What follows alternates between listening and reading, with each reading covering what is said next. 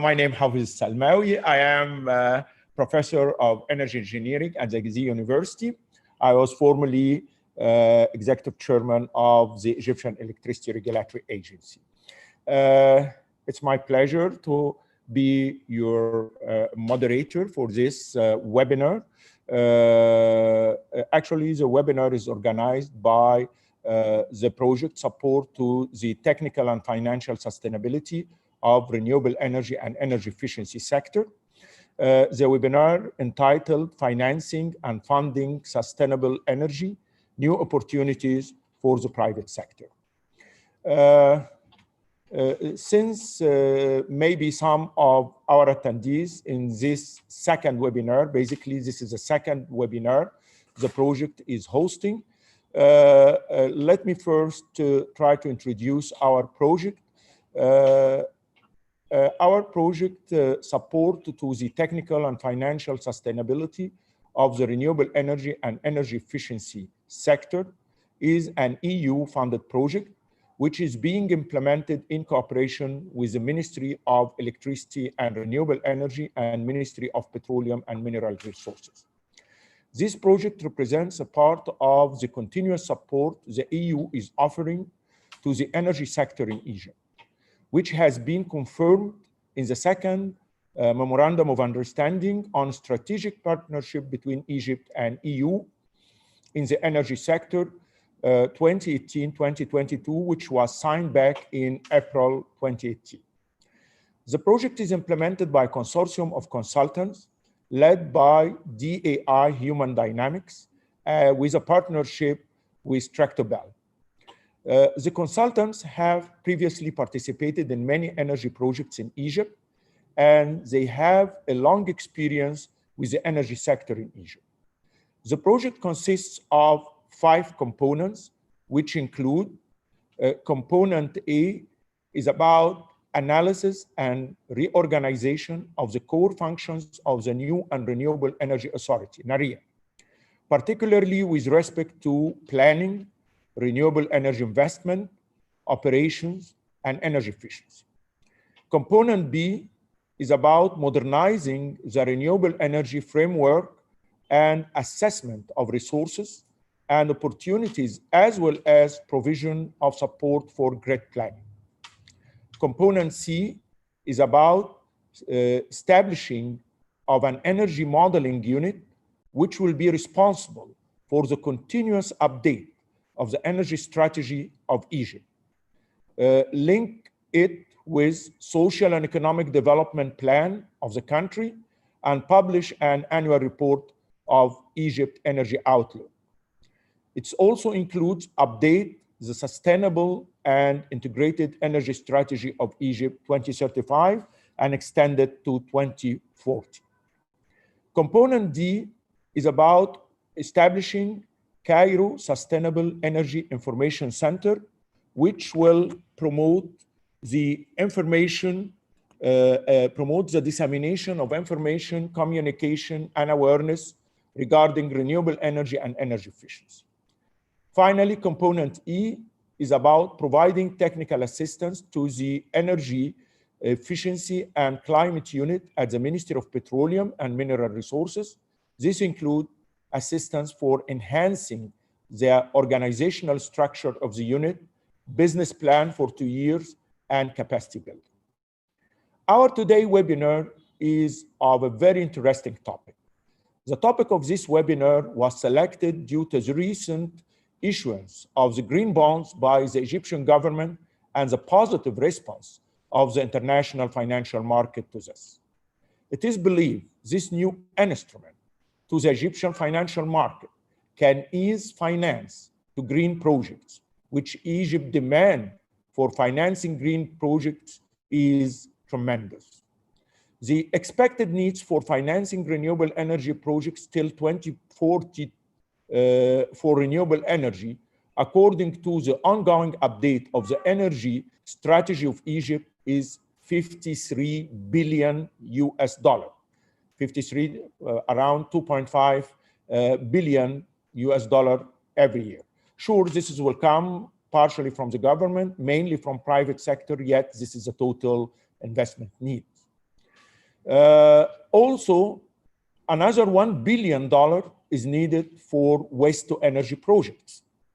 Another $0.4 billion is needed for investment opportunities in mechanical biological treatment for RDF fuel. Regarding solar pumping, and according to RECRE, Regional Center for Renewable Energy and Energy Efficiency study, which was done back 3 years ago, the market size is estimated at 2 gigawatts of solar pumping. This will represent an investment need of around $2 billion US. Regarding switching to electric mobility, and according to the national strategy adopted by Egypt, it is expected that 2.2 million vehicles will switch to electric mobility by 2040, representing 50% of the total added vehicles during this period. I mean vehicles, all type of cars, public cars, buses, as well as private cars. This will represent a minimum investment of another $50 billion. Sure, this will be provided by consumers themselves, yet it will be needed to enable funds to consumers to acquire these vehicles. Also, the necessary infrastructure for charging batteries for this car include 3,100 public charging units, as well as 400,000 private units. Regarding energy efficiency, and just an example, for replacing 12 million refrigerators, which was produced before 2000, this will cost around $1.4 billion US. This is just to offer incentives to consumers. This is not the cost of the refrigerator. This is the cost of incentives, which could be given to consumers to encourage them to change their old refrigerator and acquire new efficient one. This will reduce the energy consumption of this refrigerator by 1/3, representing 11.5 terawatt-hour savings, or around 6.2% of the total electricity consumed in Egypt last year. On the other hand, a program for offering LED lamps to the first 3 blocks, which is basically challenging to have these lamps because of financial reasons, and this is the most subsidized block, will cost $71 million US in a form of loans to this consumer. This will save around 1 terawatt-hour per year, and this is just examples for energy efficiency, some energy efficiency national programs, not to mention energy efficiency in industries and other administrative and in buildings. Regarding water sector, the needs for water desalination, according to the National Water Strategy for 2050, will reach 10 billion cubic meter per day, around 3.5 billion meter cube per year. This will represent an investment of $10 billion US. Also regarding wastewater treatment facilities, where the average coverage is currently just 56%, 94% is for urban areas and 33.7% for rural areas. And according to the government plan, 52 new wastewater treatment plants of a capacity 1.2 million meter cube per day will be built. This will represent an investment needs of $1.3 billion US for these plants and the related networks. As it has been seen, that which is just represent an examples of green financed projects, substantial investments are needed for the 20 years, which need develop new financial instruments to enable finance to this project, such that Egypt can benefit from this investment opportunity. In this respect, it's my pleasure to welcome our distinguished panelists, whom kindly accepted to share our invitation and to share experience and vision regarding this important topic. Unfortunately, it was planned that Dr. Ahmed Kojak, Vice Minister of Finance, will be with us, but for unscheduled meeting with the Prime Minister, he kindly delegated both Mr. Mohammed Higazi, Chairman of the Public Debt Unit, and Mrs. Iman Abdelazim, Chairman of the Foreign Debt Unit, to share his or to present his presentation and respond to the question. But let me first introduce Mr. Ahmed Kojak, as he was appointed as a Vice Minister of Finance for Fiscal Policies and Institutional Reforms in March 2016. Since then, he has been playing a leading role in designing and implementing Egypt's macroeconomic reforms. He has been the leading negotiator and focal point regarding IMF three-year standby agreement with Egypt. Mr. Kojak is a professional economist and policy advisor with more than 15 years of applied experience. He worked as a senior economist for the World Bank. Mr. Kojak has two master's degrees. The first one from public policy from Harvard's Kennedy School of Government, and another master's degree in economics from York University in the United Kingdom, in addition to his bachelor degree in economics from the American University in Cairo. Mr. Higazi and Mrs. Iman, I appreciate if you could deliver the presentation of Mr. Ahmed Kojak. The floor is yours.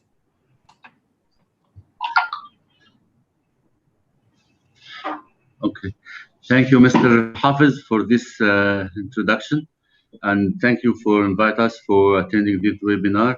Let me, in just 2 minutes, introduce the updates of our debt performance, which is the key or the strong for the economy, representing many good indicators in performance for our debt as a whole debt.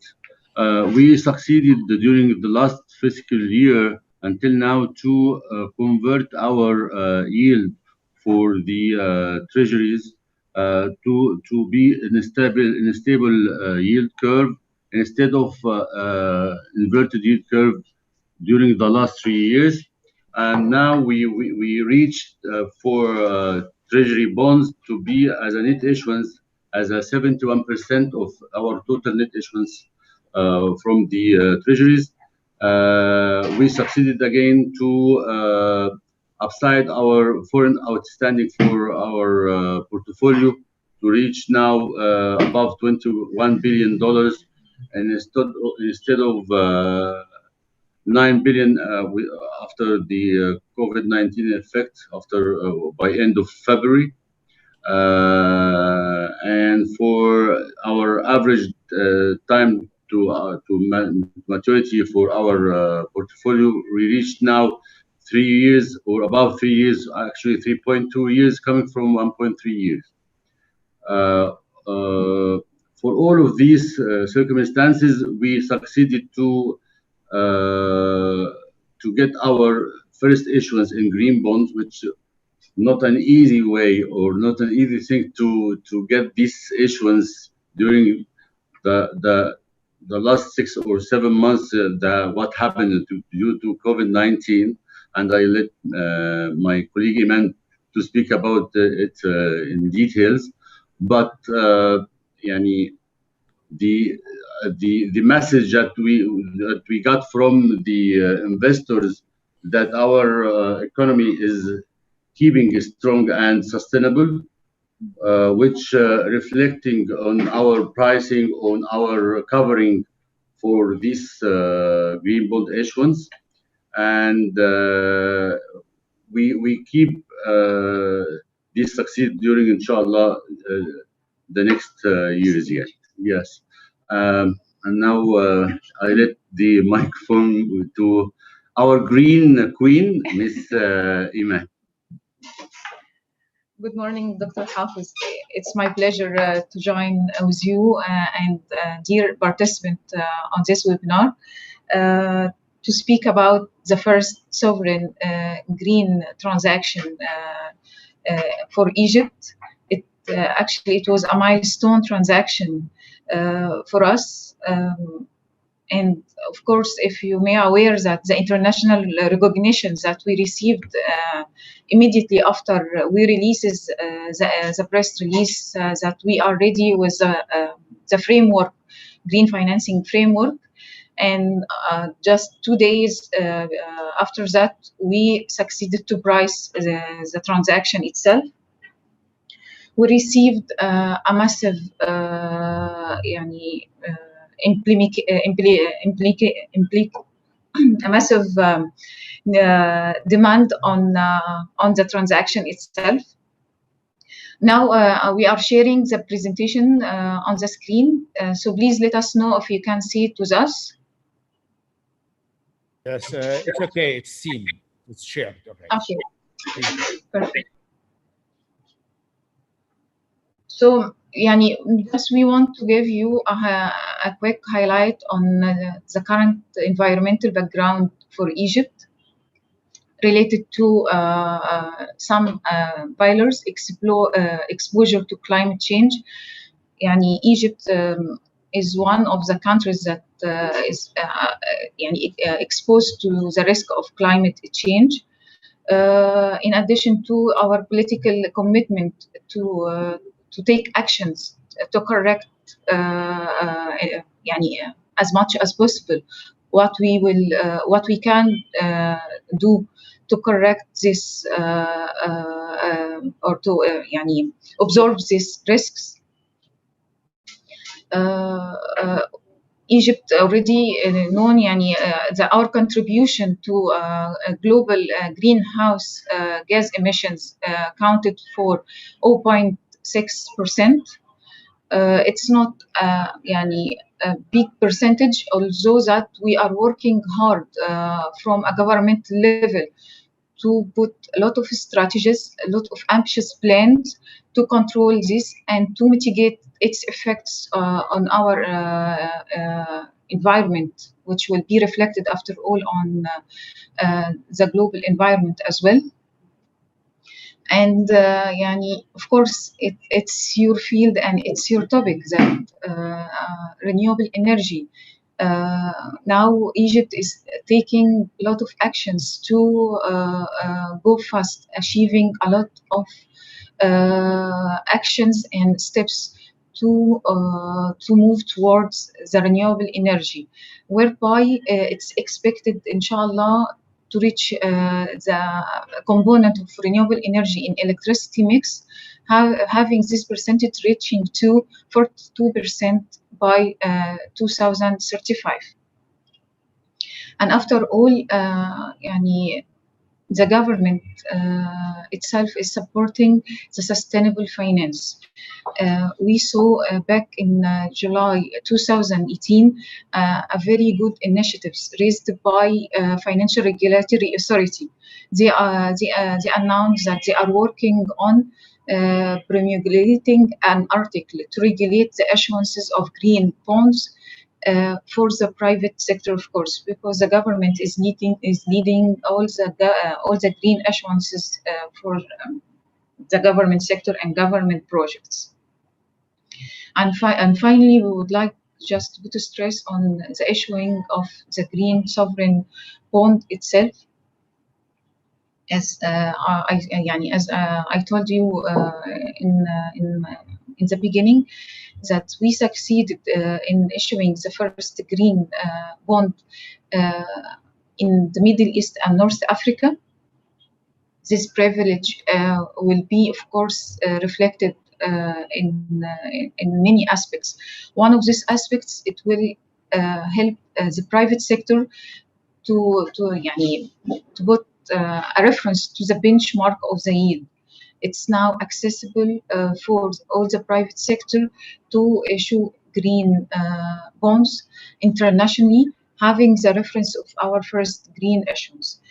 And by the initiatives taken by FRA, they can issue domestically as well. I believe very soon we will see a lot of issuances from private sector on both sides, domestic and external side. And of course, Egypt Sustainable Development Strategy. We all know and we all aware of Egypt Vision 2030 goals. Mostly it's depend on the UN Sustainable Goals, and I will focus my talk about our framework, the green financing framework. From the 17 goals announced by the UN, we have included in our first framework that we will going to cover 6 categories. The 6 categories belongs to 5 sustainable goals. We have a very ambitious government program for covering from year 18-19 up to 21-22, that we will see a leap of progress on different fields like water consumption rationalization, cost protection, developing renewable energy resources, and of course BIMBAN project, one of the biggest solar projects planet in the world that received the World Bank award in late 2018. It was also a landmark project for Egypt. The transformation to green economy, lot of initiatives and ambitious plan have been taken in this regard, led by Ministry of Environment and the National Council for Climate Change, which headed directly by Dr. Mustafa Madbouli, the Prime Minister, as well as also the field for establishment of environmental compatible industrial clusters. During our meeting, I would like to tell you what was there behind the stage. In order to reach the stage of finalizing the framework and to be ready for the first issuance, we had several meetings with our counterparties and stakeholders in this transaction. Minister of Environment was the most important party with us. And the knowledge that we gained from themselves was very, very good, because we are not in that field as they are, but we know that they have a lot of plans, and they are cooperating with a lot of government institutions on sectorial level. They have a lot of plans with municipalities to mitigate the effect of all environmental harm effects, such as, for example, they have a very ambitious program plan for waste management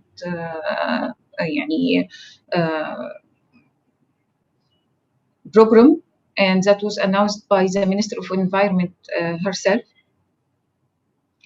And just also to take a quick talk regarding the Sustainable Development Plan for our fiscal year 2020 and 21.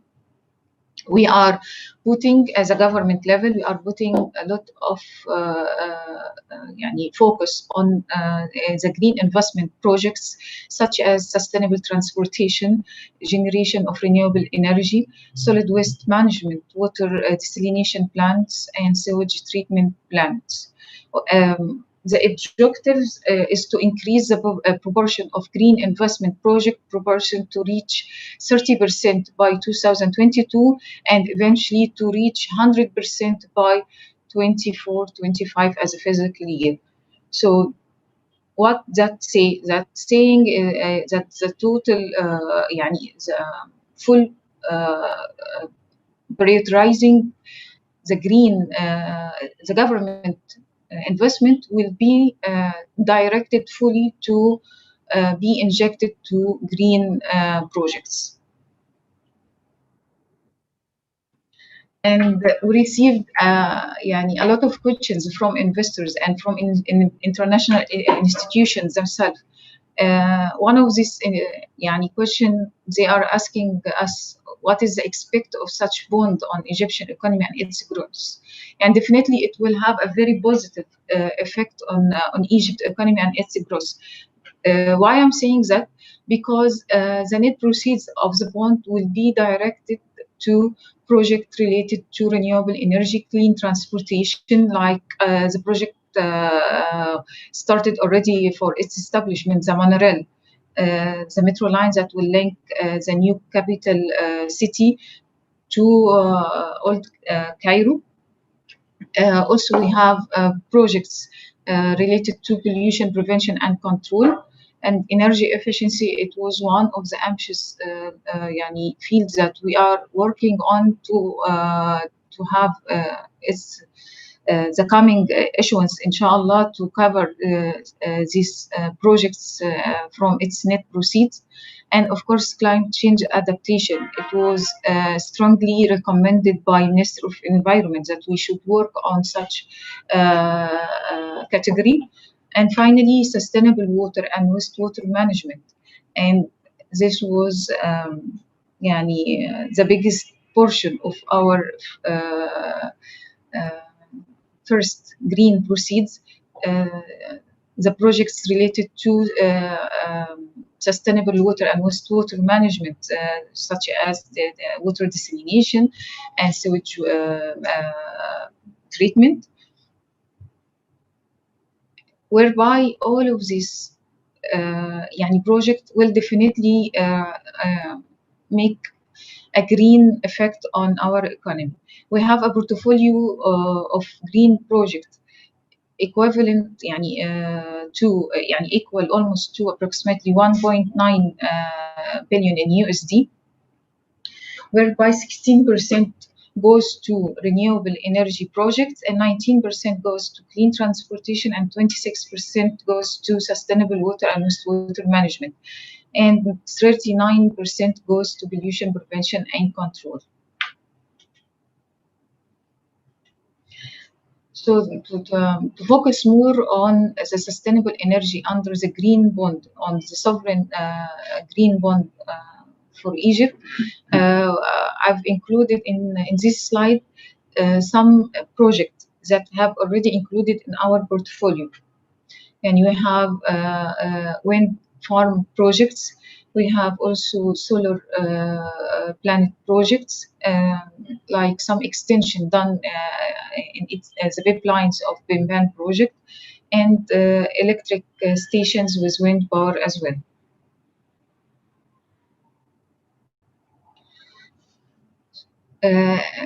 This slide shows the breakdown by eligible categories. I already mentioned that, and also the breakdown by ministers, the contribution of projects we received from ministries, and as well the breakdown of financing type. Why are we saying that? Because some investors were asking us, so the net proceeds that you will use to finance the green project, is it all related to future investment or already existing investment? So we have 72% will finance new projects, and around 28% will direct it to financing existing projects. And finally, the last chart on the right, we just display the breakdown of eligible expenditures by years. And this slide shows the main four components of the green bonds that we should be obliged under the criteria of ICMA principles of 2018. We are fully obliged with these principles and its criteria. And by the way, we received a robust opinion from an independent second-party opinion provider. We hired Visual Reese firm. It's an affiliate for Moody's, and they tested or they examined the framework and the portfolio of our green projects and received a robust opinion, which indicates the quality of the projects and the quality of the framework itself. This is just details that you can see on the screen in front of you as the meaning of each pillar, the use of proceeds that we have to use such proceeds to be directed to green project in full. And for the process of project evaluation and selection, that to make sure that such proceeds will be well controlled and itself. We are formulating now a green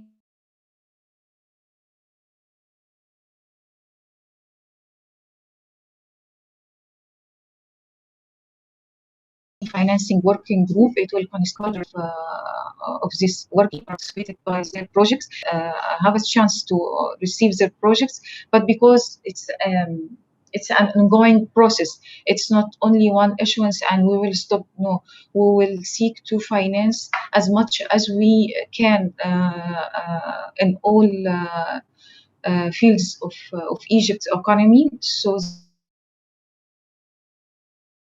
this financing working group will be widened to include other ministries.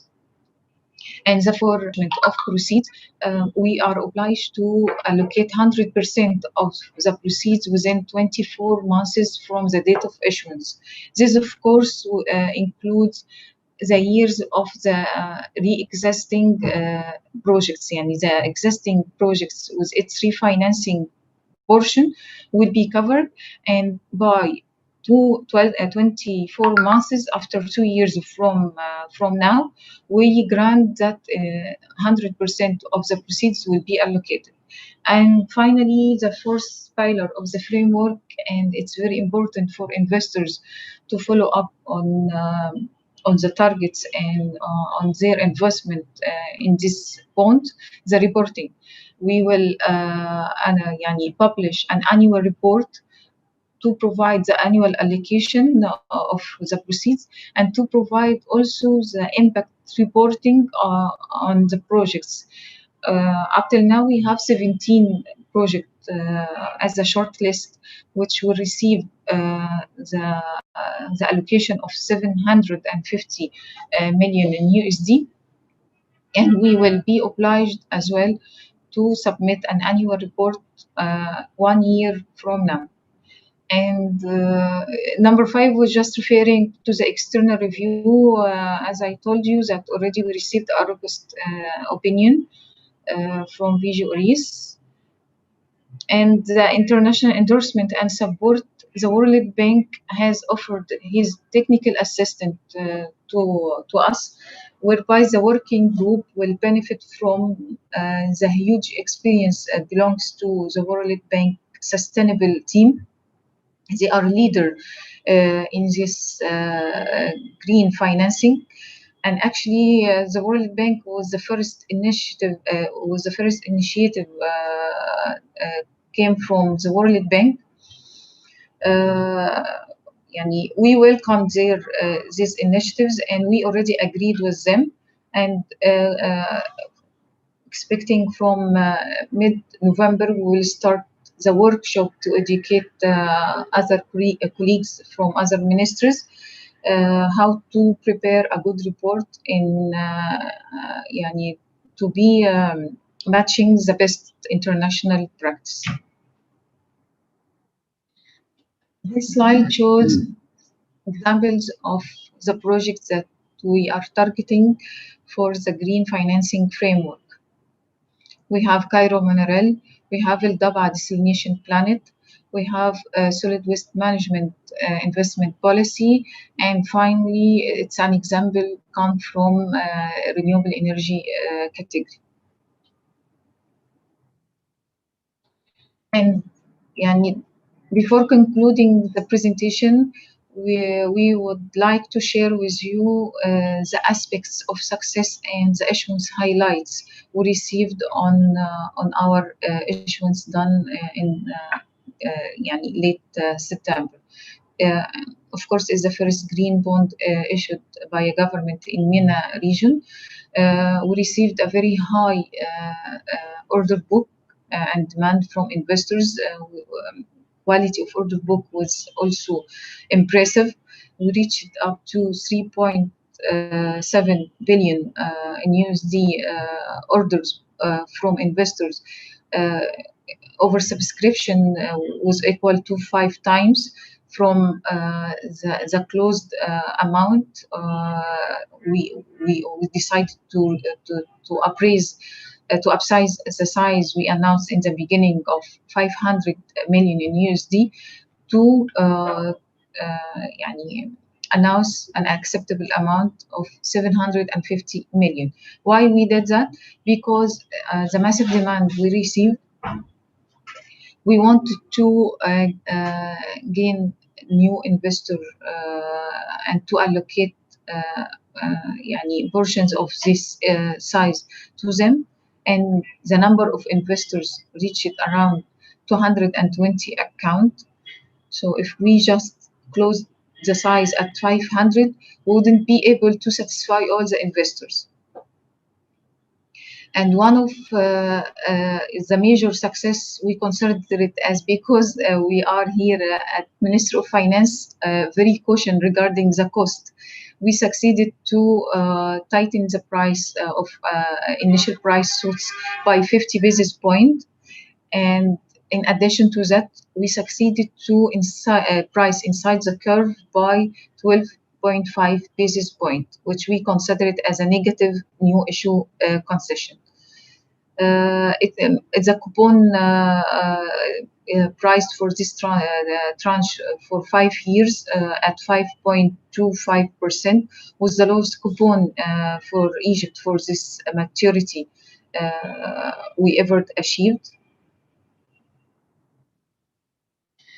And it was very important for us to see how many new investors, especially from the ESG focused investors, we have received orders, and they have allocated portion of on the book from 30 ESG focused investors, whereby 19 new investors belong to pure green category. We have done a lot of investor calls ahead of our pricing. These calls were widely listened and received contribution from investors. Almost 100 investors from Asia, Europe, and North Africa, from MENA region participated in those calls. And you are available if you have any questions. Please go ahead and let us know. And thank you so much. Thank you very much, Mrs. Iman and Mr. Higazi, for a very rich presentation. Actually, it shows that the government is leading by example.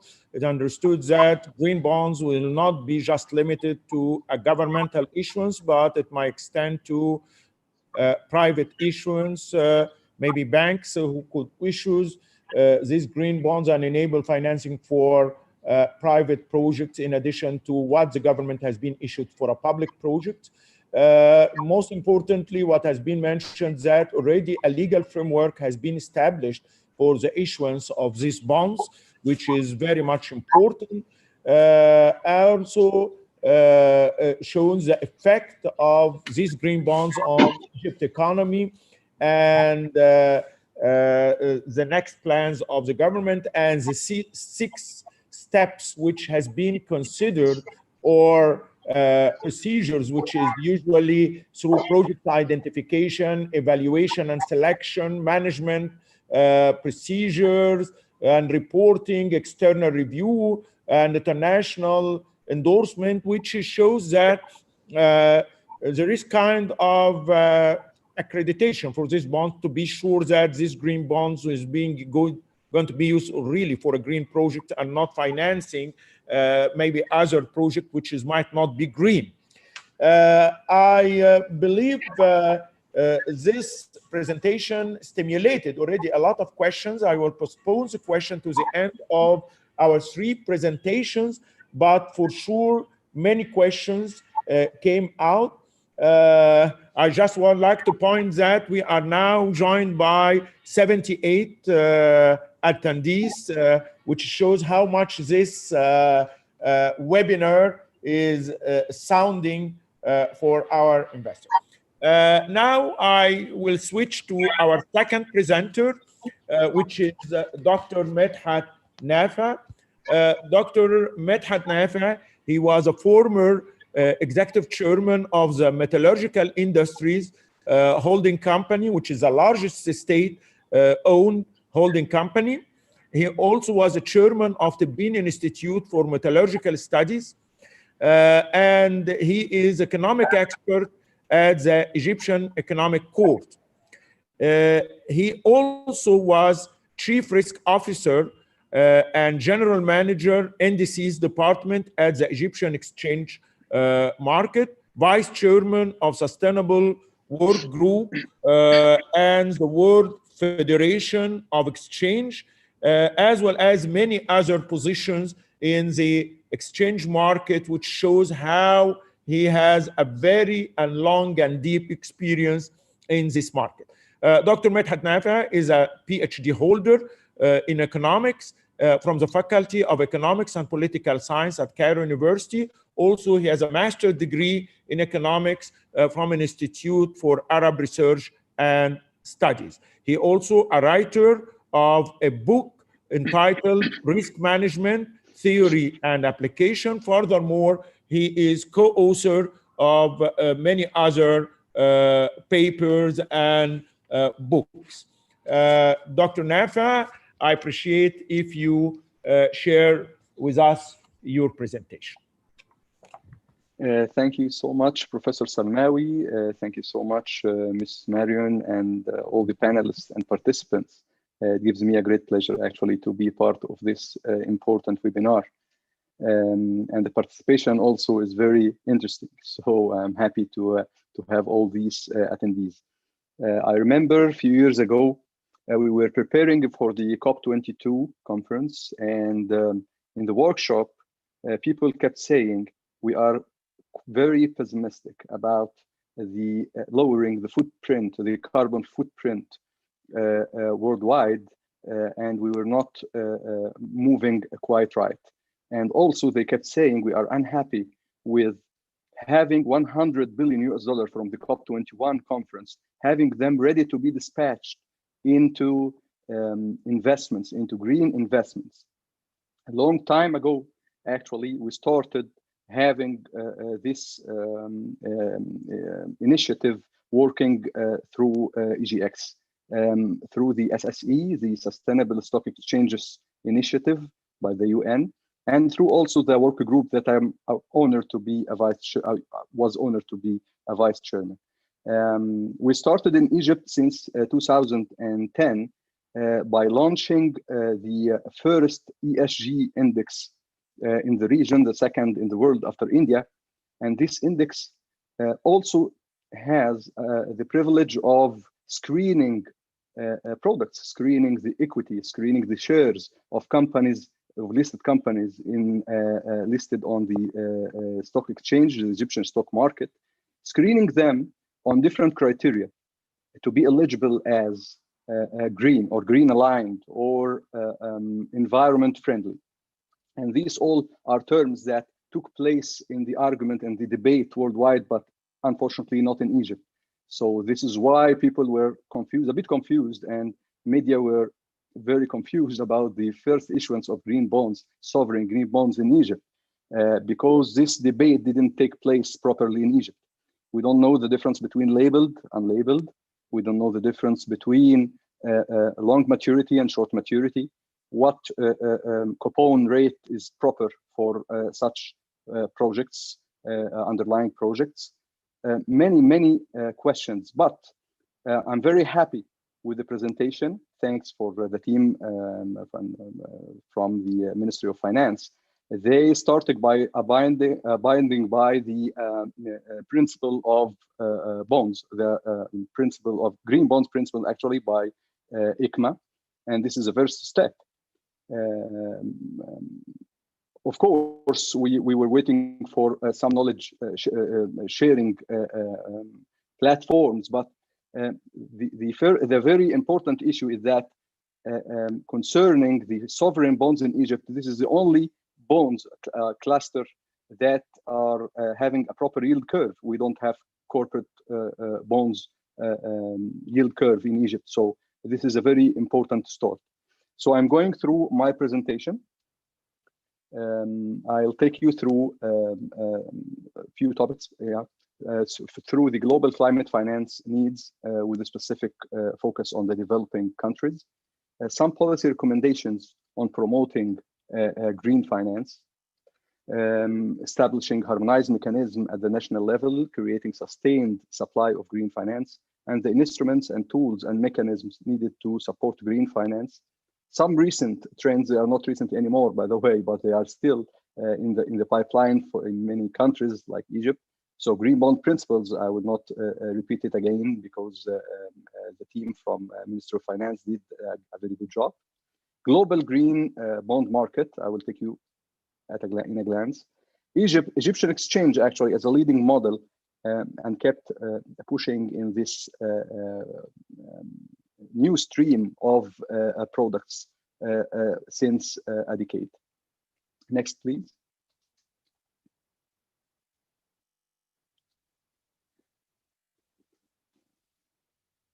So we all know that sustainable development finance plays a key role in helping developing countries, of course, for the transition to the low carbon and the climate resilient and environmentally sustainable pathways. We have put in place SDGs and we were participating firmly and positively in setting these goals. And on the national level, actually, the Minister of Planning did a good job in making it real in Egypt and putting in place a lot of key KPIs to monitor. In 2015, governments adopted 3 major agreements that set out their vision for coming decades. The set of 17 sustainable development goals, as you all know, and the Paris Agreement on climate change and the financing for developing package. Next, please.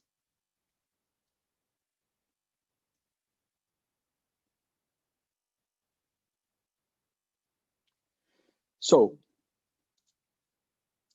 overall, 5 to 7 trillion US dollars a year are needed to implement SDGs globally. Developing countries are estimated to face an annual gap. We have an annual gap of 2.5 trillion. This is an estimate in areas such as infrastructure, clean energy, water, which is we call the products of clean water and dissemination, the blue bonds and the blue instruments. Water and sanitation and agriculture. According to International Energy Agency, the world needs 1 trillion US dollar a year up to until we reach 2050, God willing. So what are the specific needs of developing countries? I don't want to be textbookish, but we need to go through it. In word, direct investments. A key challenge is how to support long-term green finance effectively prior to establishing mature local bond market. It's very important to have the infrastructure ready in place. Everyone can issue a bond. Everyone can make a platform on the exchange for a secondary market for different classes of products. But it is important to have in place sweeteners to investors. We need to have in place a good infrastructure, not an IT, not specifically IT and the technical platform only, but also legislative. Financial system development. We need to develop. The developing countries need to be able to contribute to international debate and the practice through the G20 and other relevant forums. Actually, our presence in the SSE workshops and conferences was very weak.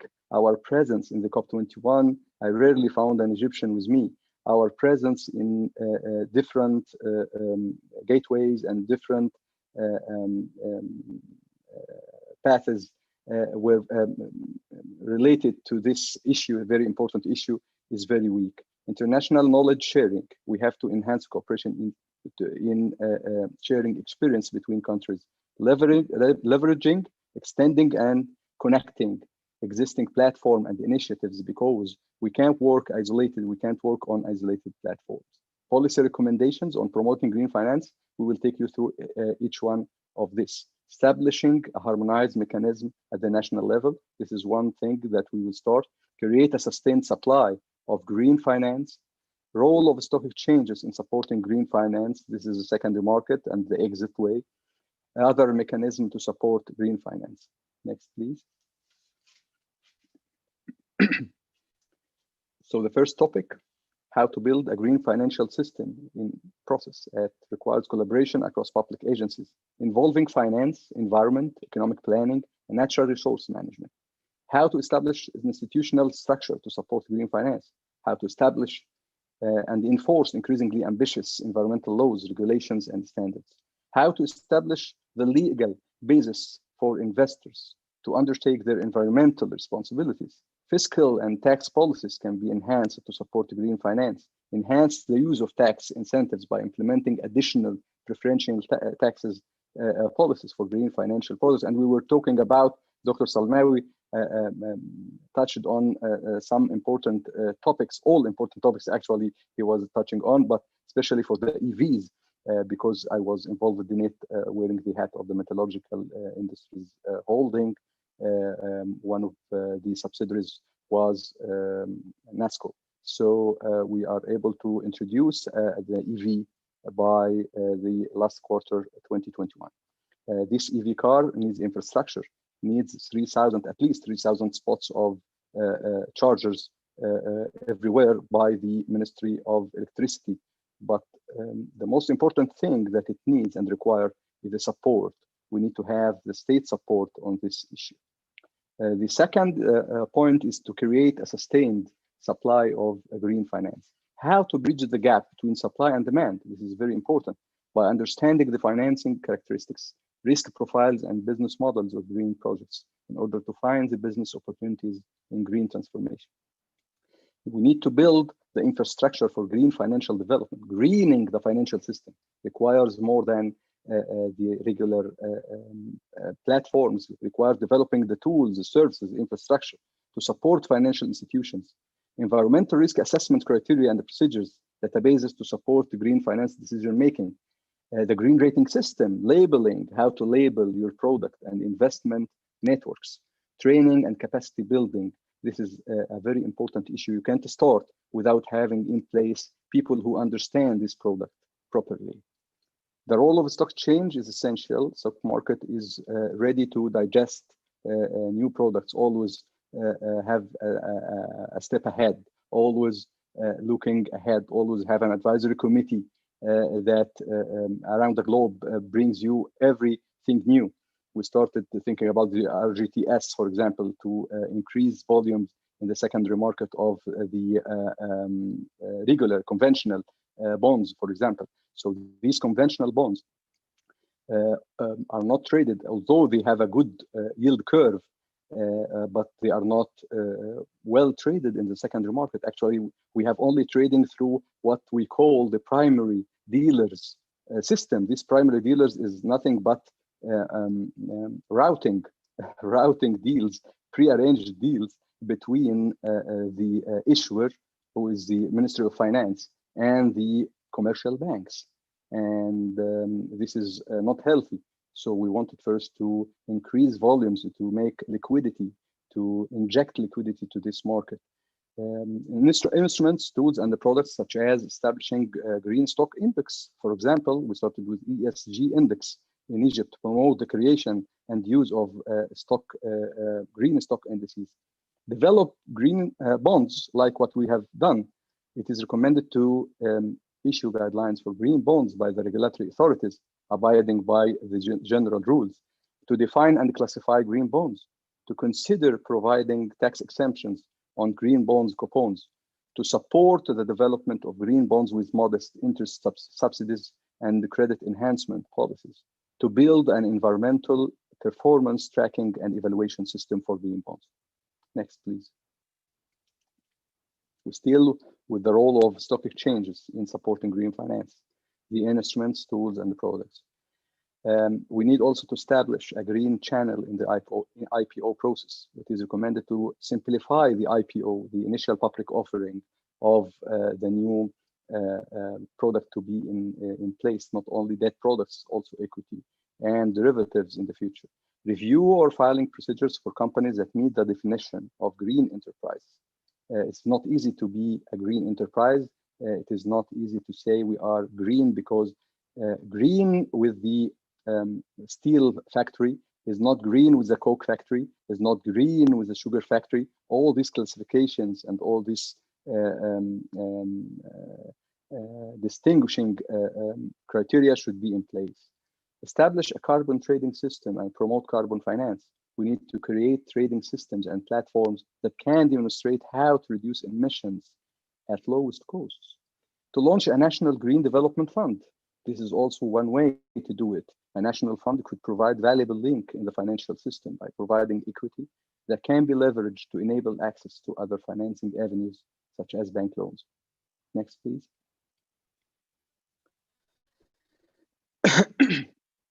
Then we can have other mechanisms. We have a very active PPP project financing by PPP, the public-private partnerships in Egypt, and we have a full support from the government in many projects working under this system and under the different classifications of this system, from BOT to BOT to BOO. It is recommended for the government to consider engaging in the operations of SPV companies through equity investment. We're financing PPPs to establish and improve the structure of tax incentives policies. We are repeating this point because it is important. Green banking systems. It is recommended also to establish specialized green credit and banking functions within existing banks to increase the interest subsidy for green loans. Implement compulsory environmental liability insurance. We need to develop the regulations for trial implementation at the local level to develop the list of entities subject to mandatory environmental liability insurance. The GBP, I will not repeat it again, but I must mention that historically the green bonds market was dominated by supernatural and quasi-sovereigns. However, the emergence of more rigorous framework around the definition of green bonds, namely the establishment of green bond principles, made it different. The Green Bond Principles Initiative is a voluntary process guidelines for issuing green bonds. It is based on 4 core components or pillars.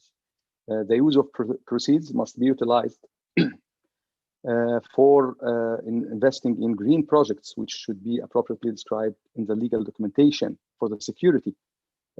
So when we are offering this issuance, the offering papers and documentation must explicitly mention and explain how the proceeds are working for supporting and for investing in green projects, and how can we consider it green and why we consider it green. All designated green project categories should provide clear environmental benefits, which will be assessed and where feasible quantified by the issuer. Next. The process for project evaluation and selection. The issuer of green bond should outline a process to determine how the projects fit within the eligible green projects categories, the related eligibility criteria, the environmental sustainability objectives. Management of proceeds also is very important. The green bond principles encourage a high level of transparency and recommend that an issuer's management of proceeds must be in place. Reporting, as mentioned earlier by the Ministry of Finance, issuers should make and keep readily available up-to-date information on the use of proceeds to be renewed annually until full allocation. Otherwise, your investors will flee. Next, please.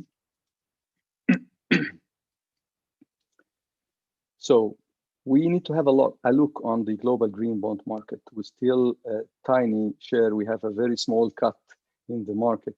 I'm saying we as a green bond issuer, but actually the conventional bonds is measured in trillions.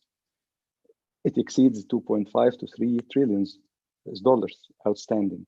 But as climate-aligned bonds outstanding in 2018, we have fully aligned U.S. municipal issuers with $250 billion US. And by fully aligned, and this is a very important thing because this is how we classify and how we define the thin line between fully and semi and strongly aligned.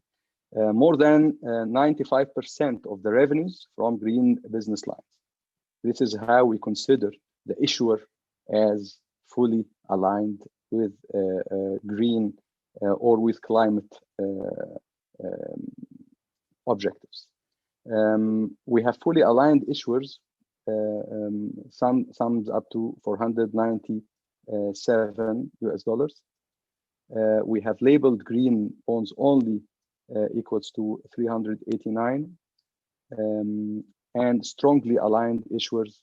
And the definition of strongly aligned is having about 75% to 95% of the revenues obtained from green business lines.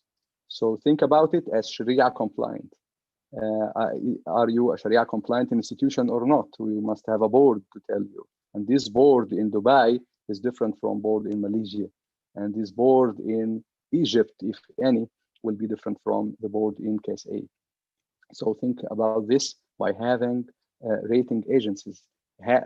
Already rating agencies started to have functions within inside its institutions, having an eye on or keeping an eye on this climate aligned ratings. But also we have new key players on this playground.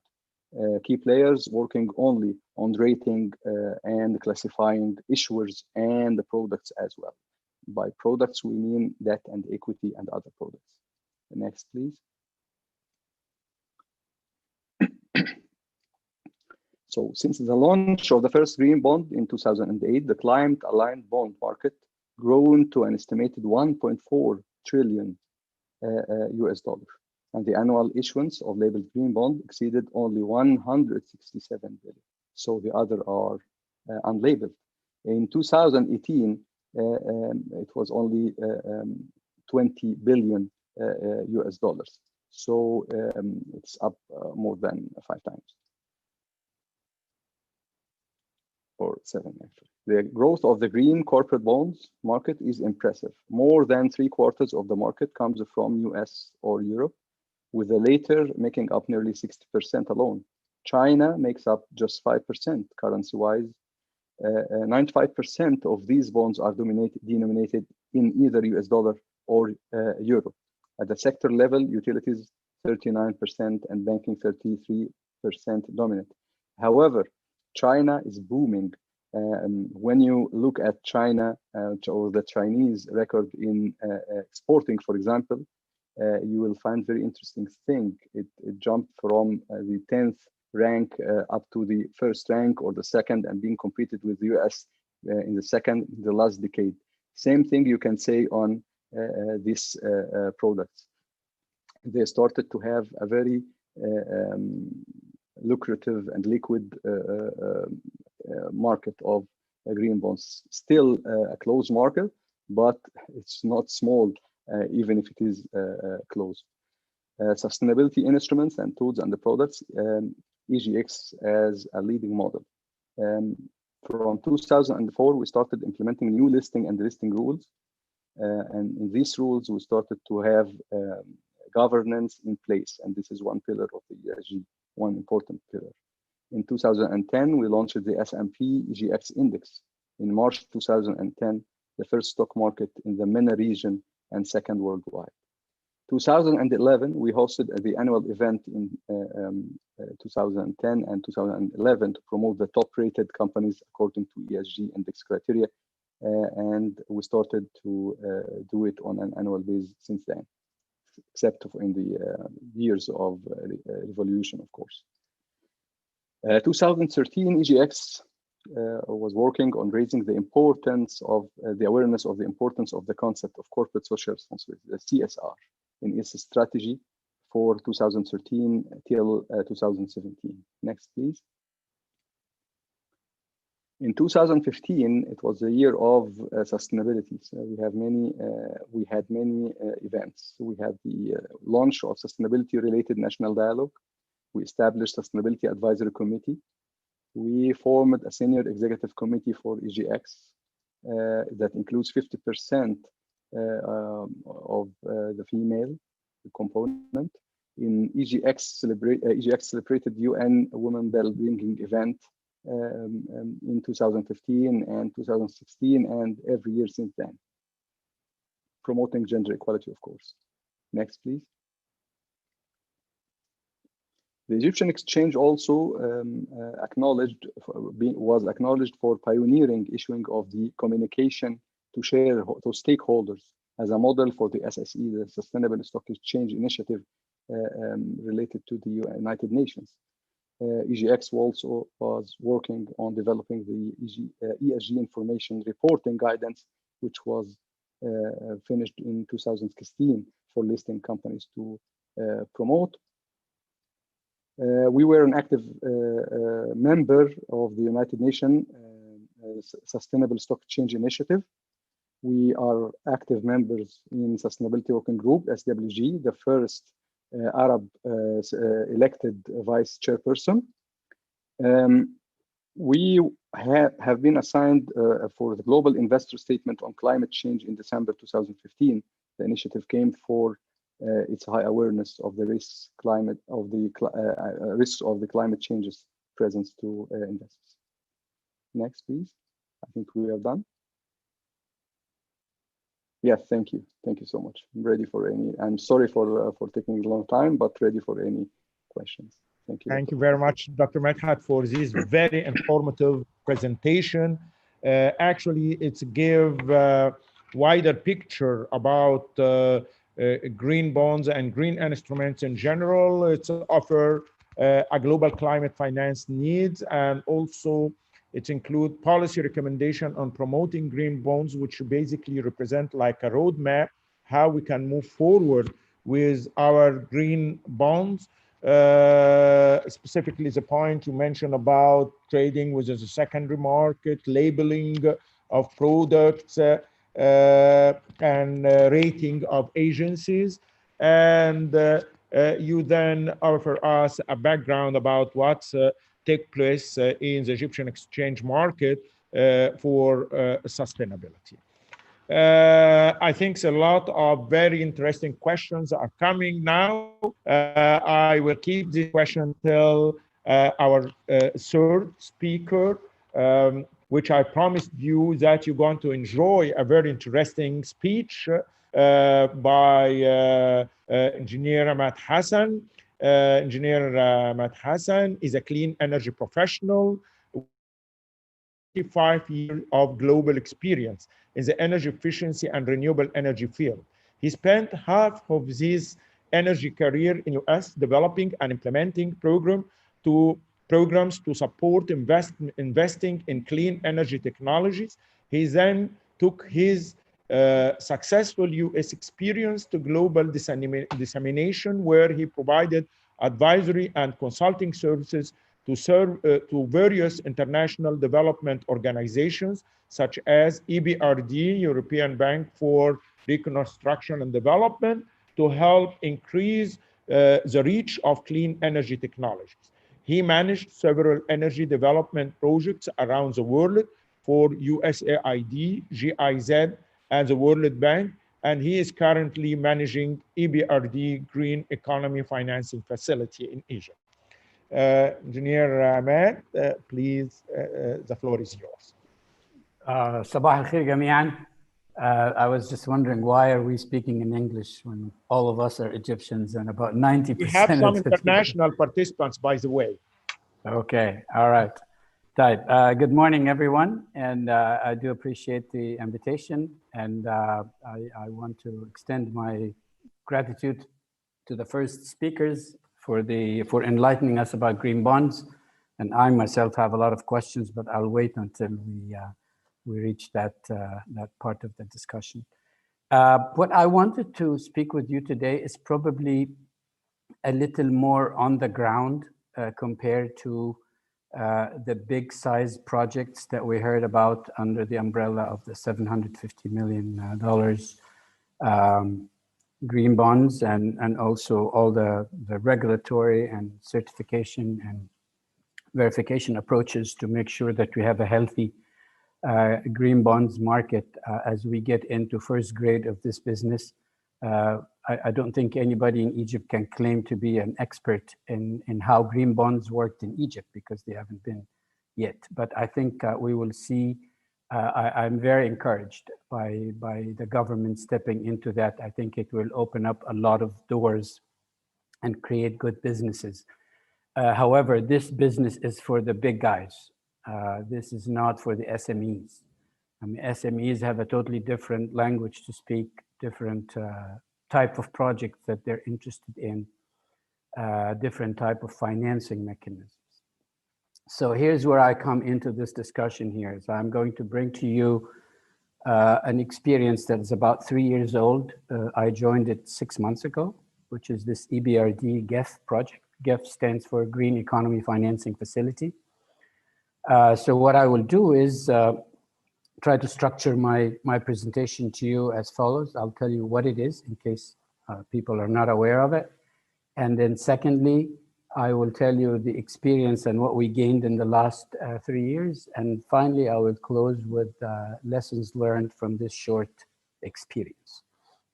GEF is really one successful on-lending financing model, where I think the EBRD and the European Union have a lot of things to be proud of bringing in this multi-donor platform. Why are we calling it multi-donor? What it is you bring some financial resources from IFIs, international financing institutions. For example, the EIB, the European Investment Bank, the AFD, the French Development Agency, Green Climate Fund. All of these people have money to spend, and the normal development partners, or donors as we call them, business model is to give them to the country to implement specific projects. And in this case, they're being given to the financing institutions, the banks. Some of them are local and some of them are international, but operating locally. They get the funds, they lend them to businesses that have projects with green features. And then the EU came in and added an incentive component to this to encourage people to participate, financial incentives. EBRD provided the overall orchestration of the framework. How do they bring the various technical assistance elements, like what we're extending? How do you support the banks in sorting out what is green and what's not green? How can you develop certain indicators to judge the success of these projects by? Other issues have to do with the verification. After the project is implemented, did it really meet all the requirements? So that's what EBRD does really in a macro perspective. That model has been tested in 4 or 5 different countries. And so far, the level of success, I would say, is very much acceptable. There will always be lessons learned. There will always be stumbling and bruised eyes and swallowing feet when you walk down these paths for the first time. But I would argue that I came here 6 months ago, and what I saw was probably the matured part of the project after going through the difficult times. But right now we have 4 banks in Egypt, namely QMB, Qatar National Bank Al Ahli. We have Alex Bank, Alexandria Bank, Bank Skandaria. We have AAIB, the Arab African International Bank, Bank Al Arabi Afriqi. And then we had, until not too long ago, National Bank of Kuwait, NBK, but they sort of paid off that loan. These four banks took money from the international financing institutions I mentioned through EBRD, as well as money from EBRD. And they put that money towards financing projects to the end-use businesses.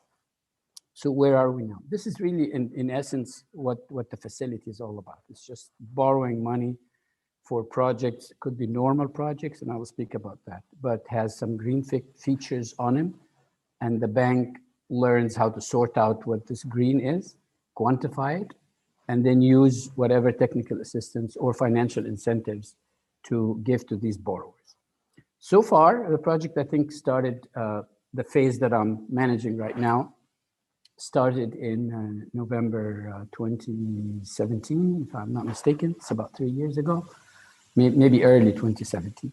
But where we are right now is we have about 76 projects already borrowed loans from these banks, developed projects. Some of them are done and over with, but the repayment of these to the banks are continuing.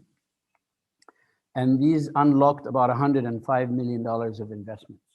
So people invested $100 million or thereabout in green projects, 76 projects, borrowed about 78 million, $80 million in that range. So it's about 80% of the total investment, approximately.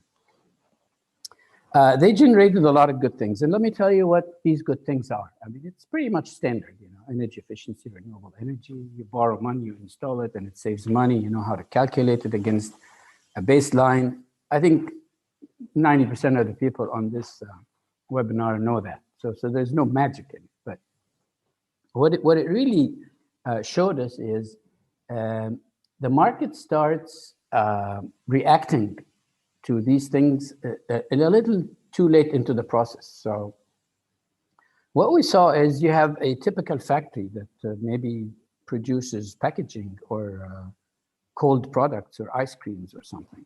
They are coming to the bank to update their equipment anyway. They have no relevance to energy or environment. They're just borrowing $4 or $5 million to update their equipment. They calculate the savings or the productivity that they will achieve, and they go ahead with it. They go to the bank, and the bank explained to them that there's a product called GEF that offers XYZ, as I mentioned.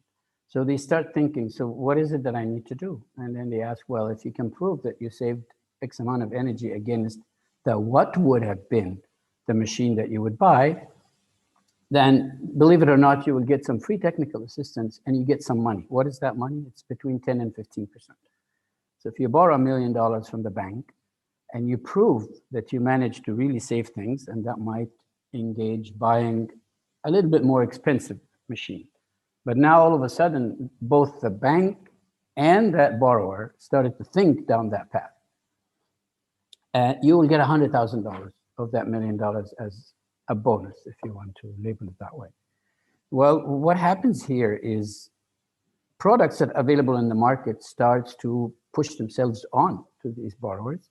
These borrowers started to be intelligent about what to buy instead of the cheapest and the quickest and the one that will have the lowest custom duties. Banks started to understand how to sort out these projects. So this is really what this facility achieved. I'm sorry. What this facility achieved is raise the capacity of the system to understand if you get these projects, what can you label as green? What are the indicators that will make a project green? So I think the outcome of this should really show a few things. One is, does everybody look at energy efficiency the same way? Are there certain sectors that are much more sensitive to it than others? Are there certain governorates that, because they have an industrial base, that should really be approached differently than other locations? And by that, I might want to say, if you want to go after hotels or the hospitality industry, you're certainly not going to go in the middle of the Delta. But then you have to go and figure out what these people in that area and in their business sector, like the hospitality, what do they need? How much? How do they calculate their business? How can they repay the loan, and so on and so forth. The majority of the projects, of the 76 projects I mentioned, a very, very large dominating percentage was in the industrial sector. So what we learned gave us one intro on one very hot topic, which is the PV. A lot of projects started to hear about the, not the feed-in tariff, but the net metering, and they liked the idea. And all of a sudden, people that were borrowing from the bank were not only limited to businesses, but some of what some people refer to as ESCOs or system integrators or project development or developers. They come in and borrow from the bank, borrow from the facility, and then they go and develop projects at customer facilities. So case in point, you have maybe Coca-Cola has 4 or 5 facilities in different areas, but one PV provider would go borrow from the bank and then install different projects, and that developer would pay back and take the risk. So it's just a risk allocation. Now, all of a sudden, we saw a huge jump onto PV installation. These projects started to make like 70, 80% of the pipeline, which means the government policy succeeded in convincing the small people to be encouraged to look into PV as an alternative energy supply. But then you start getting market echo that there is some changes in the potential policy or the outlook of what we want from this sector. And while these noises may be out of goodwill and made to support the overall government policy, the way they reach the market is not always as such. So the market hears when you say, I really would like to organize the PV market in a much more organized or a much more effective way, if people would hear it, oh, they want to get out of the PV market. So we have an issue of communication here that when we devise policy, I just want to throw this as lessons learned. When you devise policy, you need to be very in touch with your constituencies, the people that you want to make the policy reach you. You need to explain it to them in language that they're a little bit more in tune with. So that was one of the lessons learned. It's very quick, it's very hot by temperature to me, because now all of a sudden we saw some kind of a chilling effect on the speed by which these banks were signing loans on PV. At one time, we were worried that all these projects are PV, we need to diversify, and then bam, there's like some quietness in the PV industry. And we understand the reason for that. And like I said, it's just a communication issue, but it could have been really done with these people, maybe with the financing industry involved, rather in a simpler format that people can buy it and accept it and be part of the solution. So that's one of the basically lessons learned. I tried to basically organize my thoughts, but I'm a lot more at ease when I speak without a piece of paper or presentation. So if I forget to say any particular piece of what I'm covering, we will take it in the Q&A. The other issue is business models. Is the PPA, the power purchase agreement. Believe it or not, some of us techies are very familiar with that term for 30 years. But now all of a sudden, customers started to understand what that means. Bankers started to deal with providers of PV systems and want to learn how that PPA bring risk to the bank or lack thereof. So we, as technical assistants, we offer this type of support. We work with the business development agency or the service provider, ESCO or system integrator, and the bank. And we spend enough time to explain to them in lay language what this means and what could have been. And we change the articles and we come up with something both sides will subscribe to. So having said that, I think one of the lessons learned is there are different business models to different sectors and different technologies in the world of finance that ought to take their opportunity and be customized. It's just not a loan for 5 years at 5%. Let's find out what the central bank is giving, 5% or 8%. I think it goes beyond that. And this is what I think is one of the successful elements of a lending platform like the GIF. Added value for energy efficiency and renewable energy, it has always been how much you save, but now people are talking about productivity, about exporting business to the European Union, and now all of a sudden I have ways to show that I am more of a green player. What else is there? Banks, I think I can claim that our partner banks have gained a lot of experience in sorting out projects. Overall, I found this experience, from my perspective, was only 6 months since April 1. Somebody got me into this on April 1st, so I thought it was April Fool's Day, but it turned out to be a real job. One last thing I want to say, I intentionally did not include it in my bio. I worked in the Egyptian government for quite some time. I worked in the as a consultant to the Supreme Energy Council, Majlis al-A'la lil-Taqa, for 3 years at Riyasat al-Wazara, at the cabinet. And I worked for 5 years as a green advisor to the Minister of Tourism, advising on how to make the green transformation into the hospitality industry. But that experience in itself, I'm not really touting my resume. I'm just basically saying that experience explained to me how the government works. And I'm not saying it's good or bad, but there are two different languages between the private sector and the government. And the jobs of people like myself and Dr. Hafiz and others is to step in and to try to matchmake, to make sure that these two languages can find something somewhere in between where they can talk to one another.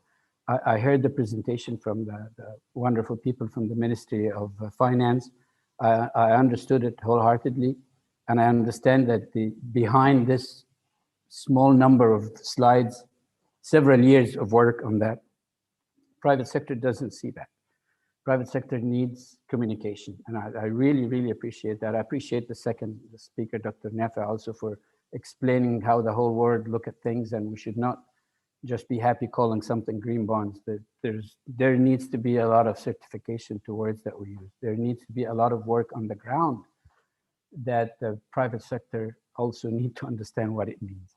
I'll stop here. I spoke too much, and I'm sorry that I did not meet the expectation of Dr. Hafiz of being an interesting presentation. No, thank you, Ahmed. It's very interesting. Actually, you are tweeting like the photo behind you for Kulthum. It's basically, I heard Yani, very nice singing and tweeting, really. Yani, I wanted to remember everybody were in Egypt and the official language is Arabic. That's why I have. Very good. Very good. And also for sure, Yani, I think we know each other since 1996 when you start work back in Egypt. So you have a very long experience for sure in the Egyptian market.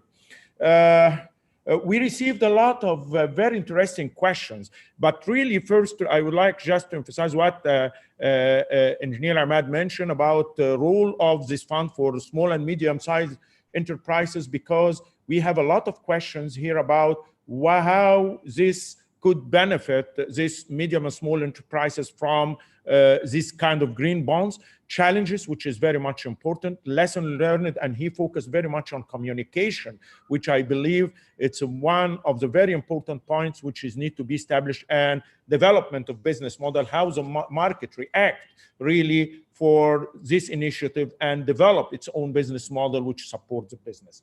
If you allow me, I would like, if you allow me, just to extend the meeting for 15 minutes to allow some of very interesting questions we received from our participants. The first question basically, or group of questions, I'll try to summarize and combine all this question to Ministry of Finance. Basically, the main question was, is this green bonds is just focusing on a public project? Did the private sector could benefit from this, or how the private, or is there is a plan that the private sector could benefit from these green bonds? And also a question about the tenor of these green bonds. Most of the projects which has been presented, it's public project with a long term, while we understood that the tenor of these green bonds is just 5 years. So it's a medium to short kind of finance. How this will fit with this project? Both Mrs. Iman and Mr. Higazi, Yani, please, what's your feedback about this questions?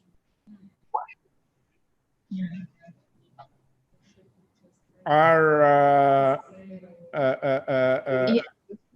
yes, yes. Mrs. Iman, please, yes. Sorry, Dr. Nofel, could you just repeat quickly your question? Yes, the question was, is most of the funds of these green bonds or finance will be directed to public project? Is the private sector, is there a plan to enable part of this to the private sector, either through public-private partnership projects or creating funds to support private sector? This is question number one. And question number two is that most of the project which has been presented, like monorail, like wind plants, like wastewater treatment, are a little bit a long-term, needs long-term financing, while the bonds, as we understood, is just 5 years tenor. So is that fit with this kind of project? So for question number one, would like to make sure that because it's a government issuance, the net proceeds will be allocated to government projects. It's not authorized for the government to finance private projects, but it's not a full stop. Of course, we can in future direct some transactions coming afterward to the BBB projects. The first issuance we did last month, it was the first time we explore this field, first time to learn about this market.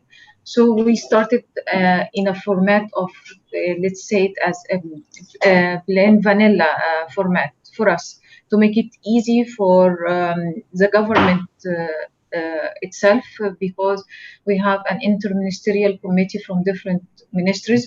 We want things to go smooth in the beginning.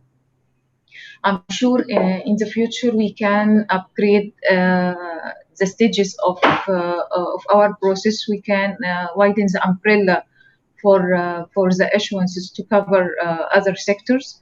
As you said, the BBB project, for example, through the government channels. And for the question number two, regarding the long-term finance directed to projects with this nature, the monorail project that you mentioned will be executed over several stages. We contribute to finance part of its first stage, and I'm sure in the coming stages we will be ready to issue further bonds, whereby we will have also financing long-term projects. It's not only this transaction, as we mentioned, and we are making confirmation on that, expecting after the first year of submitting the annual report that we will be ready for further transactions. By then we will have we will have the good awareness in all sectors, on all government sectors. They will have a good knowledge, and the process will go more easily, because we consumed around 9 months to issue the first bond and drafting the framework. I'm sure the process afterward will be much easier, and we can even have twice in a year.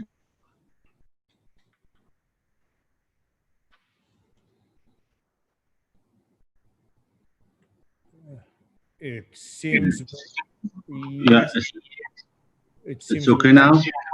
yes, we have, yes, please, proceed. And I want to add something beside my colleague said. Um, Although we not cover the private sector projects, but at least we put the first benchmark for any issuer to ongoing process to have the benchmark to be the indicate for any new issuance. This number one for the period that we covered in our first issuance, which is 5 years only. As we start, it's like a medium term maturity, and we prefer to start with this medium term and not to go for the long one because it's the first experience for us. But we have to test it. We have to examine it before to go for any other longer maturities. Thanks. Okay, thank you. It's exactly, yani, you mentioned that the government is leading by example, but for sure we hope in the next issuance, at least PPP project could be considered as a part of the portfolio. A second question forward to Dr. Medhat, which is about metallurgical industries as his experience with as a chairman of the holding company, use currently renewable in Egypt. Is that can help in exports, which might tackle the point you raised about labeling production. So we could offer a label like a cleaner production, which could give an edge for export. And I might add from my side about what the challenges you have, because we heard that you will have a solar plant for Naga Hammadi aluminum complex, and then the project hasn't proceeded. What was the challenges really faces this project? Thank you, Dr. Salmawi. Actually, Naga Hammadi Egypt Aluminum is the largest industrial consumer of electricity in Egypt. It consumes almost 1/3 what the high dam is producing, as you kindly know. So we started negotiations with the EIB, actually, for financing this solar plant, which will barely cover 15% of the consumption of electricity, of annual consumption of electricity for the cells in Naga Hammadi. Among other alternatives, of course, because you can't finance all transfers with the same instrument. But actually, the project was moving forward in a very fast pace.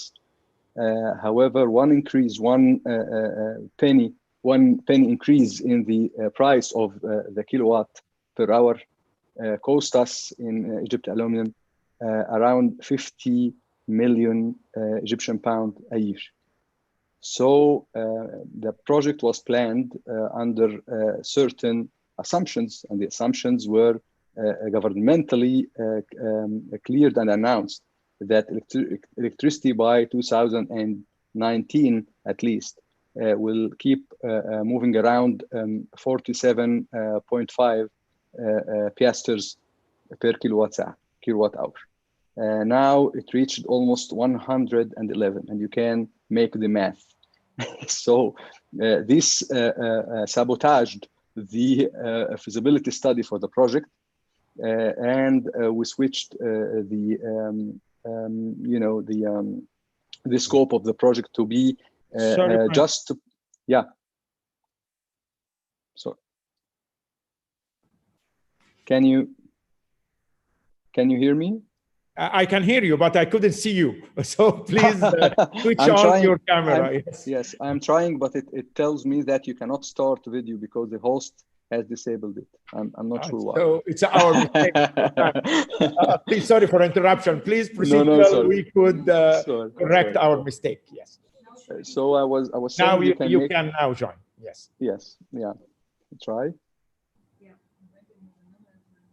Okay.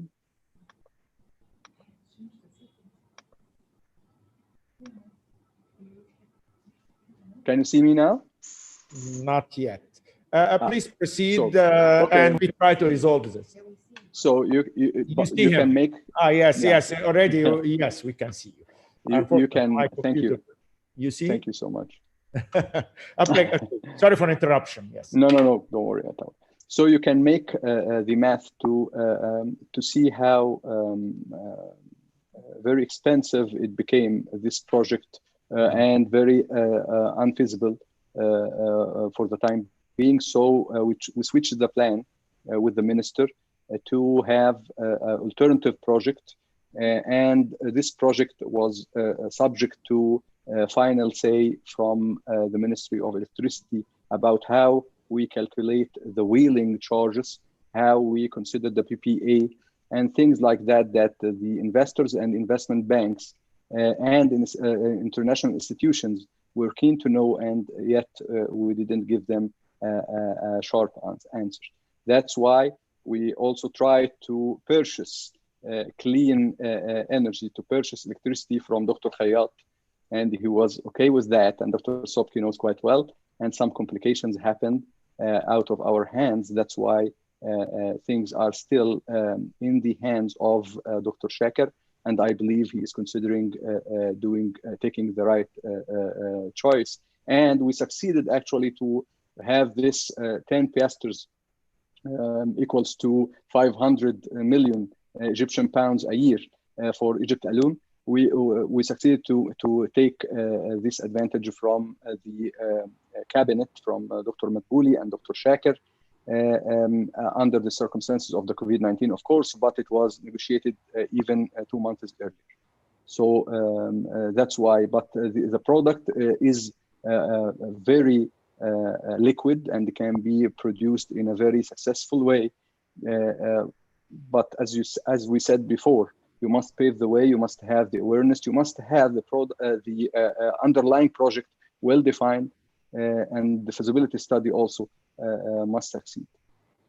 The second part of the question, which was forward about labeling products as a green products, for example, could help in exporting. This is another maybe alternative instruments, as you mentioned in your presentation, which might be post-investment, yani pre-investment, maybe loans or bonds offer finance, but post, if I label my product as a green product, it might help and give me an edge in exports. Is that could be an approach also? Of course, yeah. By mentioning Naga Hammadi, for example, it was labeled even before the invention of green bonds. It was labeled as green projects because it depends on the high dam, as you know, and the electricity is produced in a very clean way. And this was the main success factor for the project, because it's a cheap source of electricity production. So yes, it is important to be labeled as such. And because of this, Naga Hammadi was labeled as one of the climate aligned factories around the globe, and was eligible to be in good communication with international banks and international institutions in order to support a cheaper, with lower interest rate, of course, cheaper loans and other means of finance. Thank you. Engineer Ahmad, we have 2 questions to you. One come from an international participant, by the way, which he mentioned, why did Jeff go for non-sovereign loan? Where the Egyptian government, why the Egyptian government is not in the fund flow? So this is a question that is the government could contribute more funds to the GAF and use it as a vehicle for offering finance? Is that allowed, or it's closed fund just for EBRD funding? Please unmute your microphone.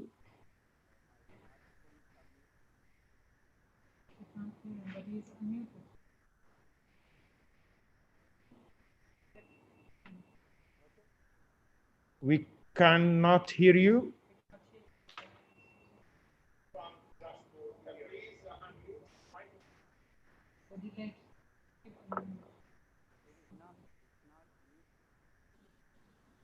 Sorry. Yes. There is a delay in the, yes.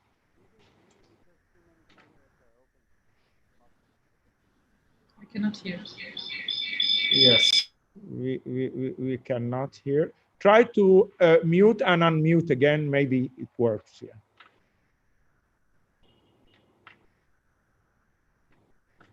Okay.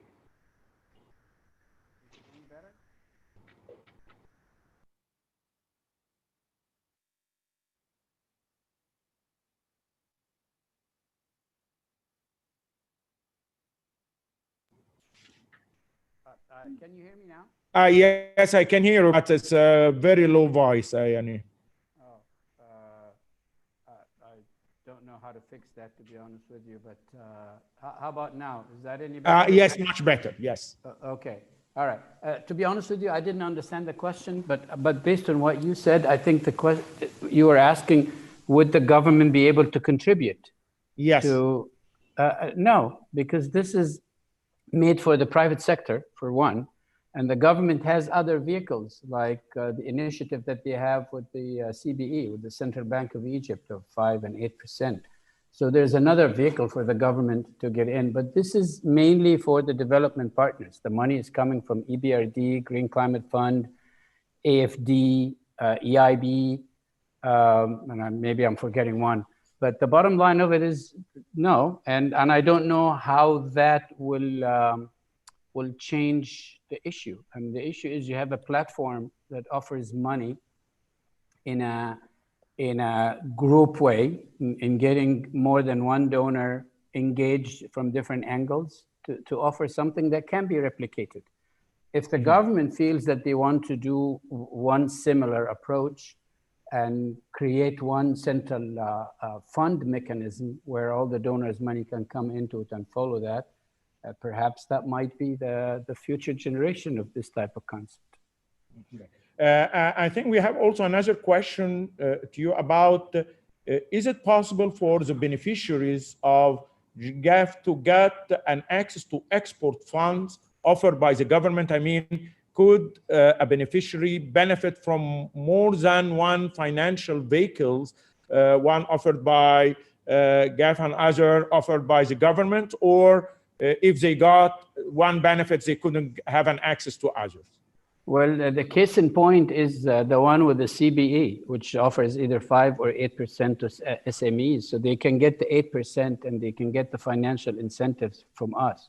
So you can mix and match as long as the agreement of whatever option that's offered there allows for that. It is not something that GEF will determine whether you can mix and match with government.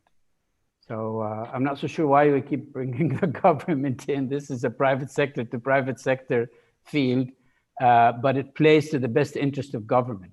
So, but anyway, I hope I answered the question. I'll ask Kalsoom to answer the question.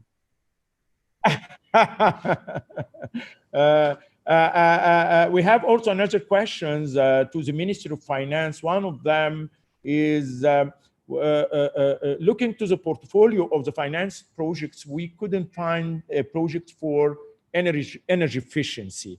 So is that in a plan to, in future, to include it within the portfolio energy efficiency projects? Also, we have another question regarding how can green bonds support energy transition, including, for example, new projects like hydrogen production and consumption, bioenergy, renewable energy, it's understood that the government is already financing renewable, some wind plants already. So the question is basically, why energy efficiency is not included in the portfolio, and is there a plan in future, or it's based on the feedback come from different ministries to Ministry of Finance, and how it's being ranked? Secondary, new or innovative technologies, is that will also be included? Minister of Finance? Yes, Dr. Hafiz, for the first please, question. if you open the camera, please.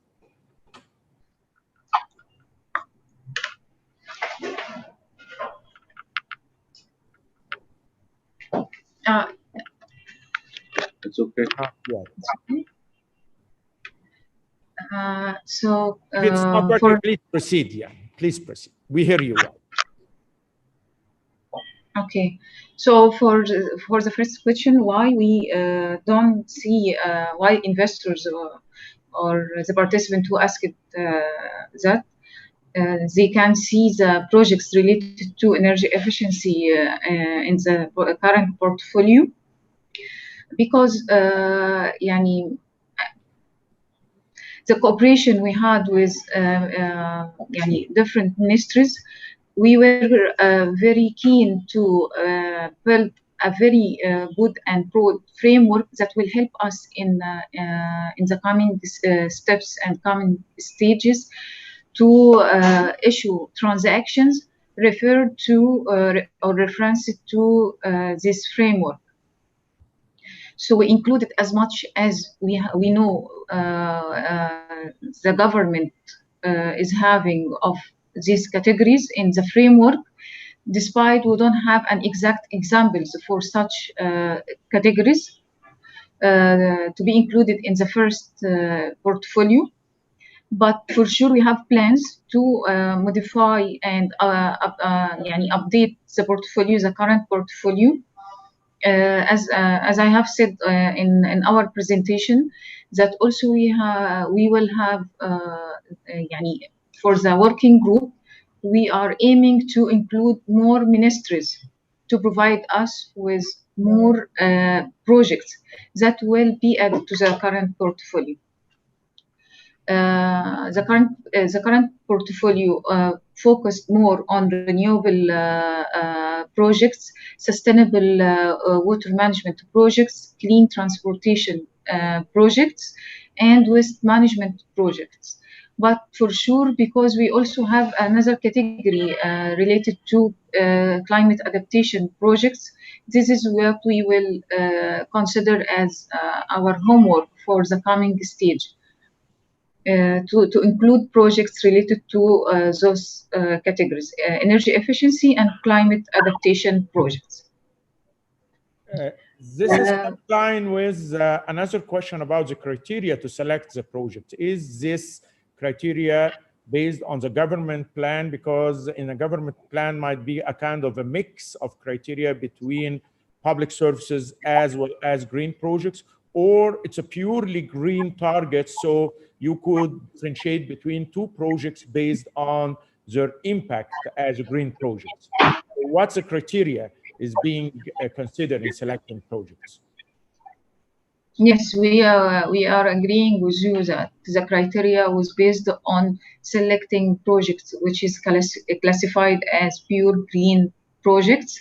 In addition to that, because it is the first transaction named by the government, we focused on the projects that totally financed by the budget. So in the pipeline of our portfolio, we have projects come from some authorities, is not directly financed by the budget, but we kept their projects in the portfolio as a pipeline for second and third and coming issuances. Very good. We have a question to Dr. Medhat.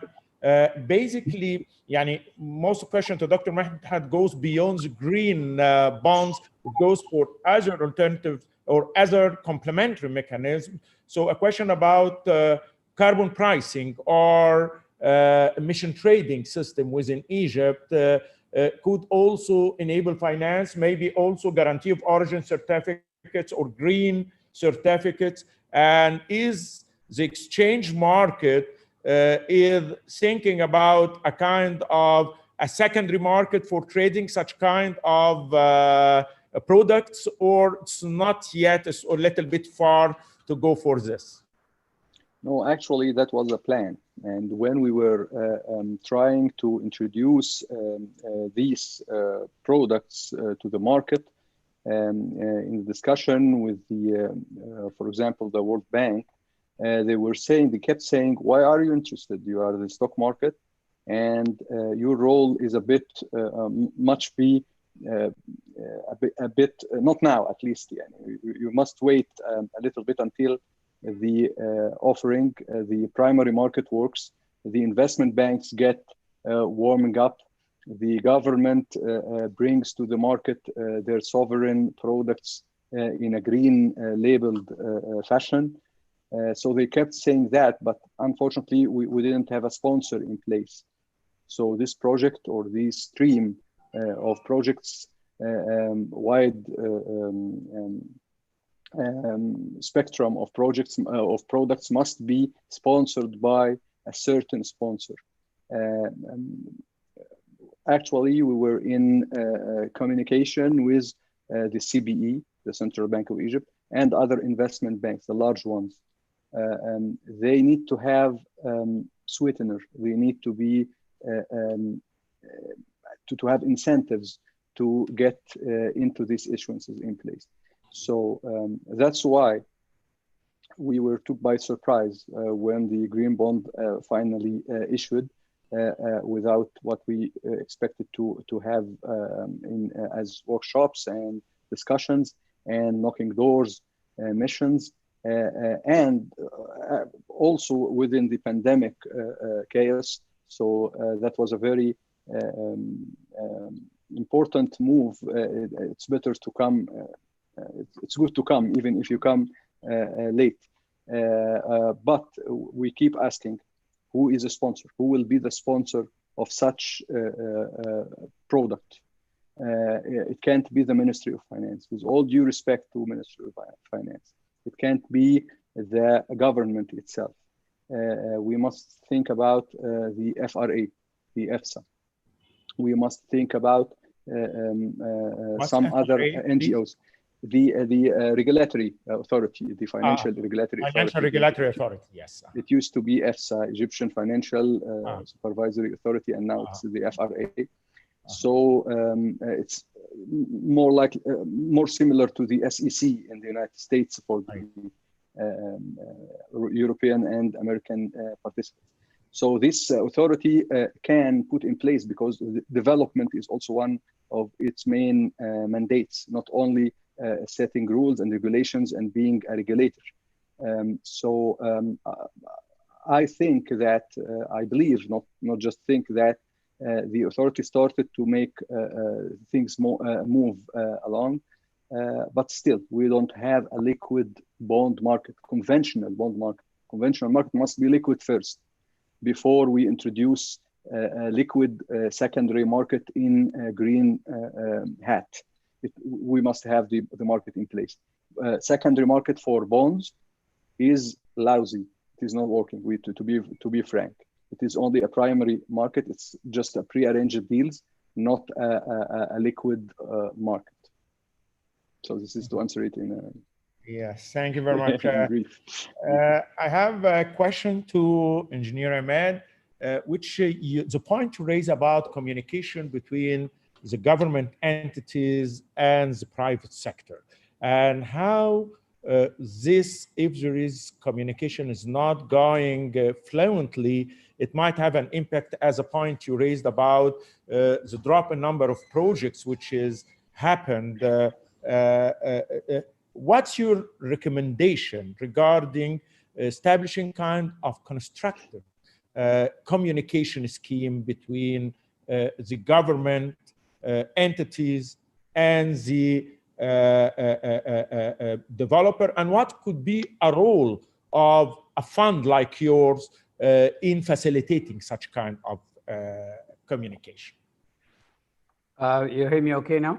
Yes, very well. I'm not so sure I can answer that, Dr. Hafiz, because if there was a very simple answer I can give in a few seconds, the issue would have been resolved long before I even showed up. I think we have a business cultural difference, and for good reasons. I mean, the government has a mandate to offer things in a certain way, and they are challenged by available resources, foreign debts, local debts. I mean, all of these things, the private sector couldn't care less about it. But the private sector is also driven by profit and time and quickness and decision making. So these two sometimes come in conflict. How do we go about making this thing a little more smooth between the two?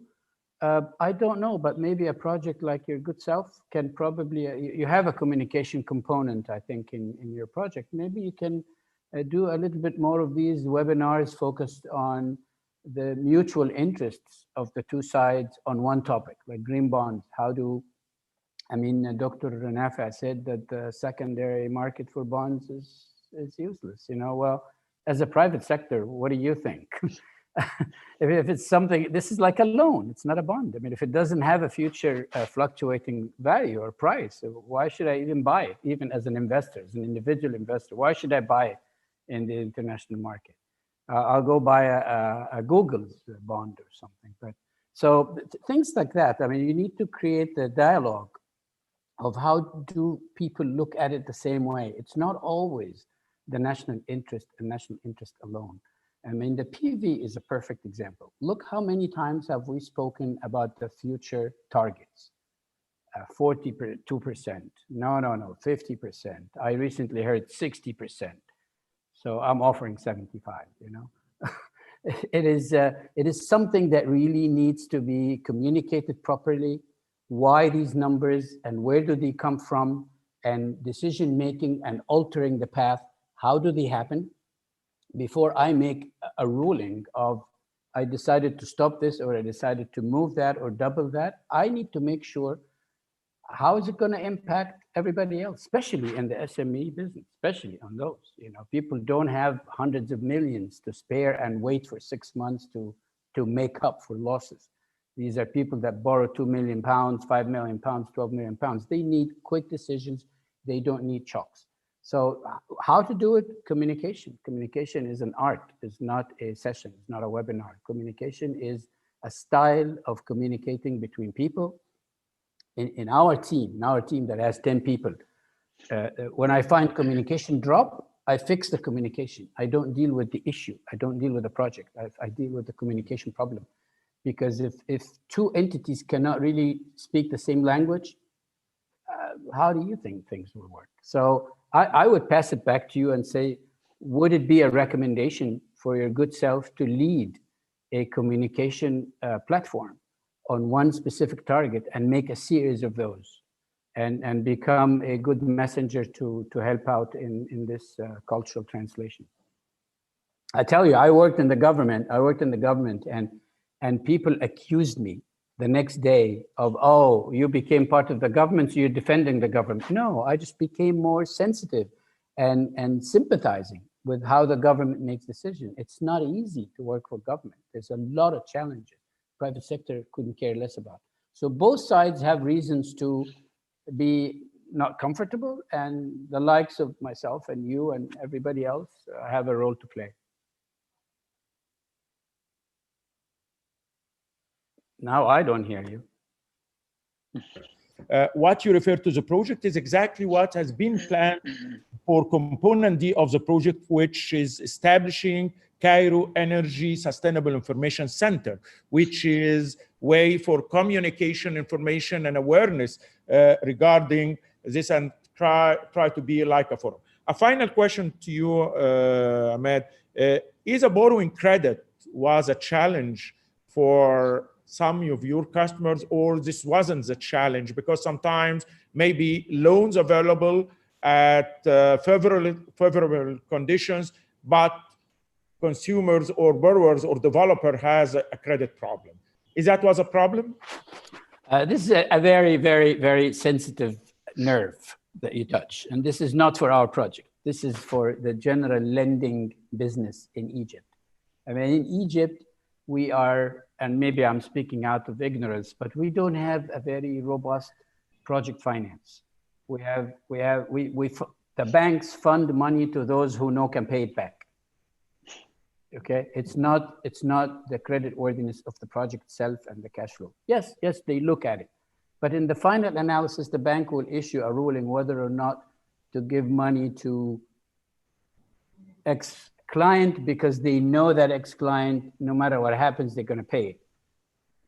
So regardless of whether or not what we do gets traction or not, it's the bank's culture that really decides that. So my answer to you is the type of our service that we offer to the bank relaxes this a little bit and make the bank start looking at cash flow. And case in point, the PPA. When they start saying, the banks will come back to us and call our experts and say, oh, I just heard that there will be a no cost increase for electricity. And as a matter of fact, industrials are going to get 10 piastres off their per kilowatt hour cost. How is that going to affect the cash flow for a PPA for your ESCO that was depending on a certain cash flow based on, $1.25 a kilowatt hour, £1.25, and now that's going to be flat for 5 years. So there is no inflation in the cost. How is that going to affect? So you start explaining to them that this might really have or not have an effect. So I don't think I think it all boils down, to answer your question, to the culture of the financing institution, whether or not you really want to get into that. We're seeing some of our banks are running at the speed of light, and others are still trying to do their work on their own time. Okay. Thank you very much. I ought to stop at this point, although it's very interesting. Thank you very much for our distinguished panelists for their contributions. Thoughts. I think all of us have been learning a lot of them. And I think this is just to trigger how important to have such kind of new financial instruments. Green bonds, it's one of the financial instruments, yet there is others, as we have seen, that it could be also, we have a roadmap that green bond, what's happened is just a start, and we expect that things will be evolved in future. The government already led by example, and we hope that private sector also will follow, and large financial institutions in the country issue their own bonds and create funds specifically for the private sector to enable finance. Thank you very much. We appreciate your contribution. Thank you for our participants for very interesting questions. We are sorry if we haven't answered some of the questions. We try as much as possible to fit within the allowable time, but we will keep following some of the questions with our panelists and come back to you. Also, the YouTube recording for this webinar will be enabled. To follow up later. Thank you very much, and looking forward to see you in our next topic. Thank you. Bye-bye. Thank you.